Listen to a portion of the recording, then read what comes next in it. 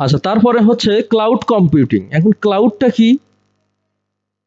এই খুব ডিমান্ড এটার। গত ১০ বছর থেকে এই ক্লাউড কম্পিউটিংটা খুব চলতেছে।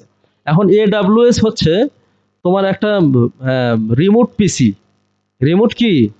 পিসি, যেমন SSH, VPS, অর্থাৎ রিমোট একটা সার্ভার থাকে, পিসি থাকে, যেখানে আমি আমার ওয়েবসাইটকে হোস্টিং করব। কি করব? ওয়েবসাইটকে। এখন শেয়ার সার্ভার হচ্ছে কি? ওখানে যে কেউ হোস্টিং মানে কিনবে, শেয়ার ইন্টারনেটের মতো। একজন নেটে ডাউনলোড মারলো আর একজনের নেট স্লো হয়ে যাবে। তো শেয়ার সার্ভারটা হচ্ছে ওই প্যানেলে যত সাইট আছে, একটা সাইটে দেখা যাচ্ছে 1,00,000 ভিজিটর হবে, বাকিগুলো স্লো হয়ে যাবে। আর ডেডিকেটেড হচ্ছে নির্দিষ্ট একটা সার্ভার, নির্দিষ্ট একটা কম্পিউটার, নির্দিষ্ট একটা মেমোরি। এটা আমি কিনে নিব। একটা অপারেটিং সিস্টেমই আমি কিনে নিব। একটা অপারেটিং সিস্টেমে কি আমি এগুলো, এই যে কম্পিউটারের ফাইলগুলো, এগুলোও কিন্তু একটা কম্পিউটার, একটা অনলাইন কম্পিউটারে থাকে। এই যে আমার ওয়েব ডিজাইন, এই যে ড্রিম আইটি গ্লোবালটা কিভাবে শো করছে, এই ড্রিম আইটি গ্লোবালটা কিভাবে শো করছে, এটা কিন্তু একটা অনলাইন পিসিতে আছে। এই ডিজাইনের ফাইলগুলো একটা অনলাইন কম্পিউটারে আছে। কোথায় আছে? একটা অনলাইন কম্পিউটারে আছে। হ্যাঁ। আচ্ছা, এই অনলাইন কম্পিউটার থেকে এই ফাইলগুলো শো করতেছে। এই অনলাইন কম্পিউটারের ফাইলগুলো পুরো বিশ্বব্যাপী অ্যাক্সেসেবল। আচ্ছা, এখন পাবলিক করা আছে, ফাইল ভিউয়ের ক্ষেত্রে পাবলিক করা আছে, কিন্তু এই অনলাইন কম্পিউটারের ফাইলগুলোর একটা অ্যাক্সেস আমার কাছে দেওয়া আছে। ওখান থেকে আমি এডিট ফিডিট এটা সেটা করতে পারবো, কন্টেন্ট চেঞ্জ করতে পারবো, তাই না? আচ্ছা, এখন এই যে অনলাইন, যে এখানে দুইটা ওয়ে আছে কম্পিউটিং করার। কয়টা ওয়ে আছে? হোস্টিং করার দুইটা ওয়ে আছে। সেটা হোস্টিং আমার ওয়েব অ্যাপ্লিকেশনও করতে হয়, সফটওয়্যারও করতে হয়, অনলাইন যত কিছু আমরা ব্রাউজারে অ্যাক্সেস করি, সবই একটা কম্পিউটিং সিস্টেমে রাখা আছে।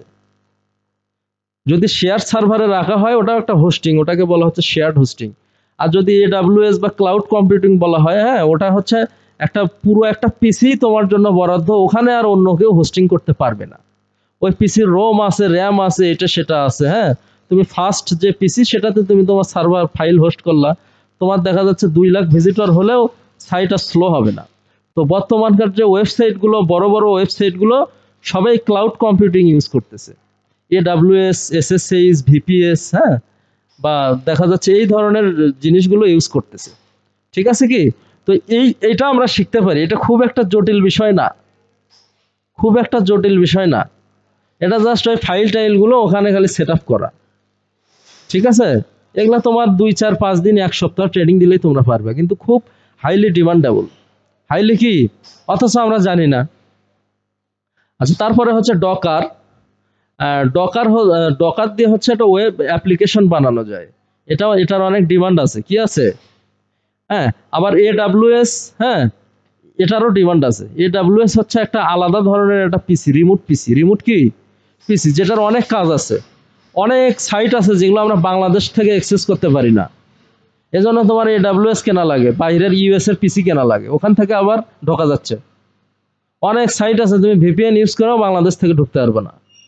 তোমার কি দেখা যাচ্ছে USA থেকে একটা পিসি কেনা লাগিচ্ছে AWS, অ্যামাজন AWS থেকে। এগুলোর খুব ডিমান্ড। এগুলো কি? খুব ডিমান্ড। বর্তমানে সাইবার সিকিউরিটির অনেক ডিমান্ড আছে। AI দেখি তোমার সিকিউরিটি দেওয়া যাবে? হ্যাঁ, AI তো তোমার ওয়েবসাইটের ভিতরেই ঢুকতে পারবে না, সিকিউরিটি কিভাবে দেবে? আচ্ছা, সিকিউরিটি AI দিয়ে তোমার গাইড করবে। একটা হ্যাকিং ট্যাকিং হলো, AI বলবে হয়তোবা 10টার দিক তোমাকে গাইড করবে, হয়তোবা এখানে সমস্যা, নয়তোবা এখানে সমস্যা, না হয় আরেক জায়গায় সমস্যা, কিন্তু ওটাতে কিন্তু রেজাল্ট আসবে না। তো আমার একটা ওয়েবসাইটে সিকিউরিটি বা হ্যাকিং হচ্ছে একটা ম্যানুয়াল এক্সপার্ট লাগবে, যে কোথায় সমস্যা সেটা খুঁজে বের করে বাগটা ফেলাইয়া দেবে, ফেলে দিয়ে সাইটটা আবার সিকিউর করবে, করে নিয়মিত দেখবে যে কোথায় কি হচ্ছে। কোনো হ্যাকার, বড় বড় সাইটগুলোতে হ্যাকার লাগেই থাকে, 10টা 20টা 50 100 200 হ্যাকার লাগে, ওইটা একবার হ্যাক করবার ফেলেই লক্ষ লক্ষ কোটি ডলার। এজন্য দেখা যাচ্ছে যে ওরা সিকিউরিটি এক্সপার্ট নিয়োগ দিয়ে রাখে, 24 ঘন্টায় সিকিউরিটি এক্সপার্ট থাকে ওদের। Day shift, night shift, morning shift, evening shift, সব সময় 2, 4, 5, 10টা সিকিউরিটি এক্সপার্ট আছে। কোথায় কোন দিক দিয়ে বাগ ইনজেক্ট হয়ে ওটাই ফালায় দাও।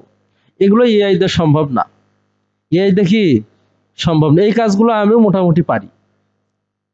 আচ্ছা, তারপরে হচ্ছে মোটামুটি এগুলো হচ্ছে ডেভঅপস এবং ক্লাউড কম্পিউটিং এর জন্য এই ফিল্ডগুলো মোস্ট অথবা হাইলি ডিমান্ডেবল।